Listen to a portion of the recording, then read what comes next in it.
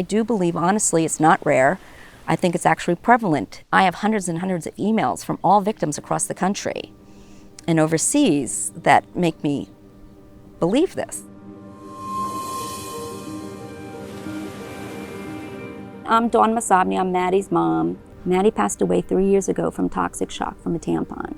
After talking with a lot of Maddy's friends, we realized that no one really knew what toxic shock was. It isn't talked about hardly at all. We decided to talk about toxic shock with Madalyn's childhood friends and some work friends. I'm hoping you'll look at this video and be able to take away the signs and symptoms, when to see the doctor, and understand how dangerous toxic shock is. Toxic shock does not have to take any lives. It's 100% preventable. Share the information and help save lives. Thank you.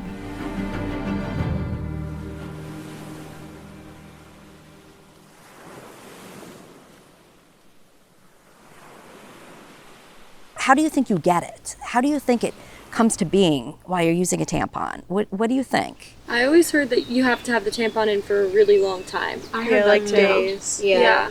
Okay, you all believe that? Yeah. I have done a lot of research and I've talked to a lot of victims. It's not always about leaving it in too long. I spoke with a parent and this really shocked me. Their daughter only had it in for 2 hours and had toxic shock.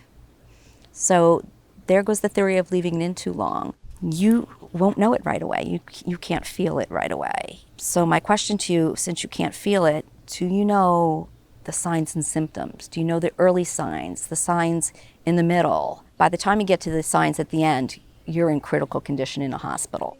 The only thing that I know is that it's flu-like symptoms, so Okay. it's hard to detect. Before Maddy passed, I didn't know anything about what the symptoms were. I didn't even know that they were flu-like symptoms, that they mimicked that sometimes. I don't think any of us really knew the symptoms before Maddy. Yeah. Madalyn had vomiting and diarrhea. She was tired, a little achy, and a slight fever. Not even the high fever they talk about. That's all she had. That was Monday night, and then Tuesday night she started getting some other symptoms. A little lightheaded, a little dizzy, her tummy hurt. So she went to bed, and I'm like, tomorrow we'll go see the doctor. We'll get this checked out. You know, after 24 hours, we're gonna go see what's going on with you. So the next day I tried to get her up, and she didn't know who I was. And at that point, all her organs were starting to fail her. This is how quickly it progresses. 36 hours from the moment she got sick to her stomach till the moment she passed in my arms at home, before even help arrived. You don't always have to have all of the signs and symptoms. Everybody's different. Some have the sunburn-like rash, and everybody says that sunburn-like rash is you have it. Not true. Madalyn didn't have it. What she did have, though, and this is at the end, she had a seizure in my arms. And I was really taken back because I didn't know what the hell was going on. We get her to the hospital, and she's put on dialysis and a ventilator because she can't breathe, and her body's failing. And she's in a coma with a high fever, and she just doesn't come out of it. And we say goodbye to her.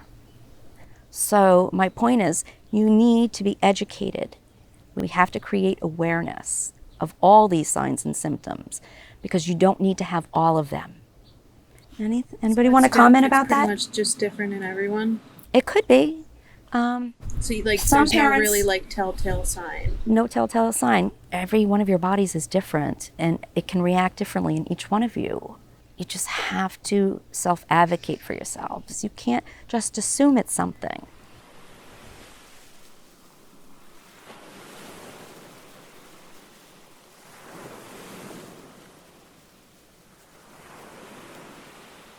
If you are using a tampon or you have recently used a tampon and have any of the signs and symptoms, I can't stress this enough. Seek medical help immediately. It is so often misdiagnosed for the stomach bug or the flu that they send you home saying, if you don't feel better in a day or two, come back. I have to say this to you. Don't let them send you home. Fight. Be strong enough and be adamant enough to say, you know what, no, I just had my period, I used a tampon, or I'm on my period and I'm using a tampon. Make them test, because time is critical here. It's safer to have them test and find out you don't have it than go home and come back. Because when you come back, you are in critical danger. You will be put on a ventilator and you will be on dialysis. You may go in a coma. At that point, you have a 50% chance of dying because you were sent home. Why not have them do the test and find out it's not, and then, okay, we have the time now to test for everything else. But if you go and test for everything else, you just lost all that time while your body is fighting and it's shutting down. And that time is running out and you don't get it back. It progresses too far along for anything to be done.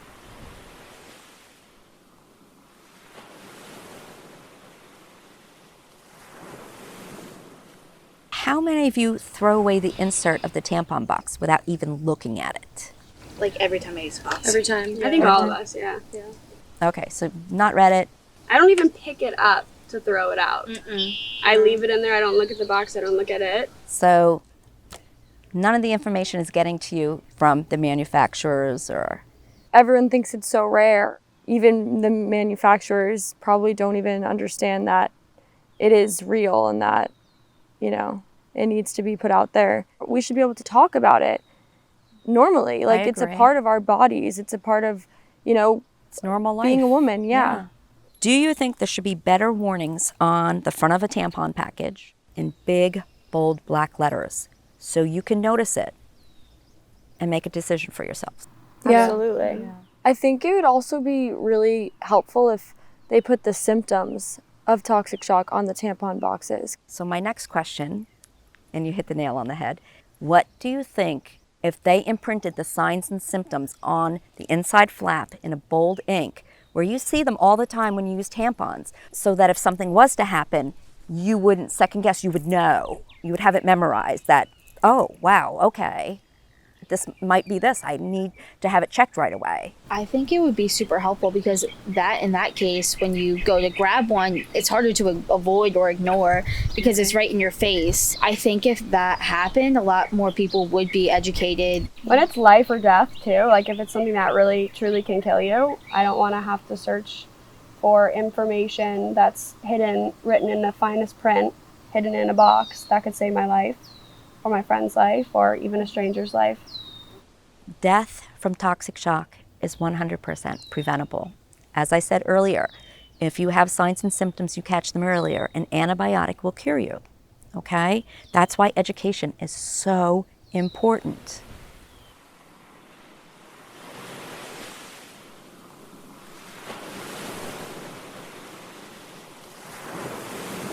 In schools, is it talked about in great detail? Like, is there one class dedicated to toxic shock so you can learn everything about it? It's definitely brushed off. They're like, oh yeah, you could get toxic shock from putting a tampon in, but don't worry about it. Like, you'll be fine. I remember hearing it in middle school. Nothing in high school? No. That was, high school was all sex ed, driver's ed. Okay, how about you girls? This is a little bit of a funny story. In my sex ed talk in 5th grade, I was so uncomfortable. It was so over my head at the age that I was. You're 11 at that age. You're 11. Exactly. I ended up passing out. The material was so uncomfortable and also not pertinent to me at that age that it went over my head and wasn't addressed after that, again, in the school system. Okay. I never heard about it. Never mentioned in a health class, sex ed class. Freshman year of high school, we had a girls only part of sex ed, and we learned, you know, about how to put a tampon in, but never what a tampon could do. But not any of its dangers. Nope. And another thing too, girls younger than 19 or 19 and younger are at higher risk.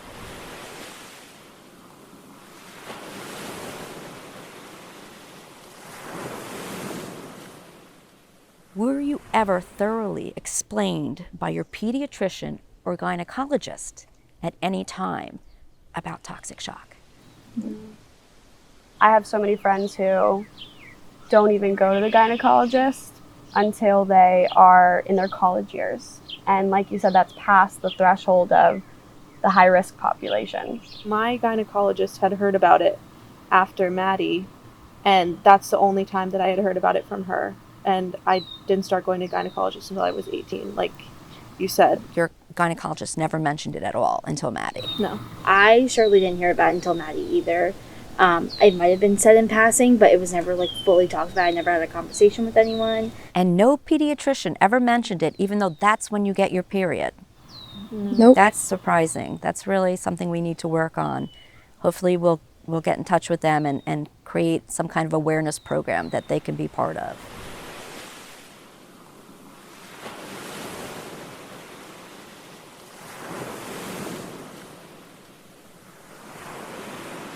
Do you know toxic shock has been around for over 40 years? And still, women are not educated on it. They're not properly warned about it. What would you like to see done knowing this? I think that when your last period was should be one of the first questions they ask. If you have any of the symptoms. They do ask when your last period was, but when was the last time you used a tampon can change everything.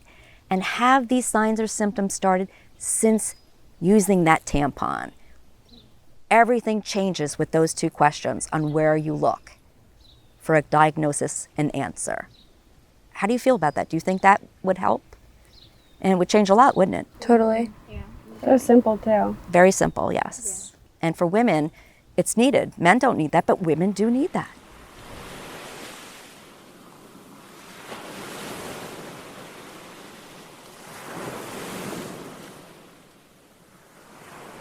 What are your feelings about losing a friend to toxic shock, especially knowing what you know now?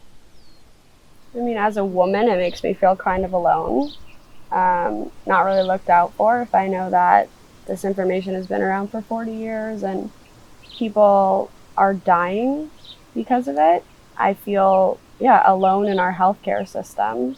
I feel alone in our education system, sort of feeling like I'm not being looked out for, and the health and well-being of women is being ignored for some reason. And you're all angry. Really angry. It's something that someone should not die from, and yet your friend, in 36 hours from the time she got sick, was gone. If you could say something to her right now, what would you say to her?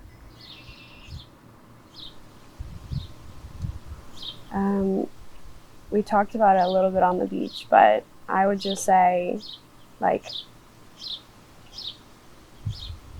she's not here to be living out the life that she should be able to. I mean, I'm emotional just sitting here at your guys' childhood home because I remember playing on your swing set, when we were so young, or trick-or-treating in the neighborhood, and being just an age where you have the freedom to sort of imagine all the things that you want to be in your life. And the fact that she's not here to be able to live out the hopes and dreams and imaginations that we talked about, it crushes me, but just the mark that she's leaving is incredible.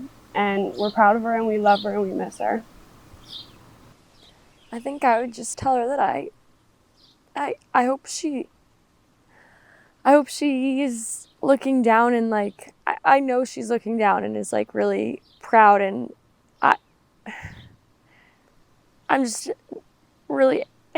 angry a lot because it wasn't supposed to happen like that, and this is so preventable, and I want her to know that whatever it takes, and whatever we have to do, we're going to change this. And she's leading that charge. Even though she's not here with us physically, she's very much still here with us in a different way. So, how about you, sweetie? Honestly, I think I would just tell her I love her one more time. How about you, honey? I just feel so bad because it's something that's so preventable. And it's just she was such a sweet, loving girl. Okay. Georgie's going to come in for a second. Come on down, Georgie. I just want to say that Georgie and I decided that we would like to create a foundation, and we did, in her honor, to help educate everyone, everywhere, about toxic shock and change everything we could so this never happens again. I felt that if I found out that someone else passed away from toxic shock and I did nothing, it was on me, because that family would be going through what my son and I go through every day. And I really would have a hard time living with myself. So we're going to educate everyone. As of today, I know she's changed right here in our own community 4 lives. She's saved 4 lives that I know of. And we've been on TV, through the news, and we are known internationally now. And we're not done yet. We're going to reach everywhere we could possibly reach, near and far, to make sure no other woman dies from toxic shock. Not when it's preventable. And they need to fulfill their dreams and be with their families. So we're going to do that together. All I can say is that I love you, Maddy, with all my heart. And I miss you more than you could ever possibly imagine. And this world is not the same without you. That's all I can say.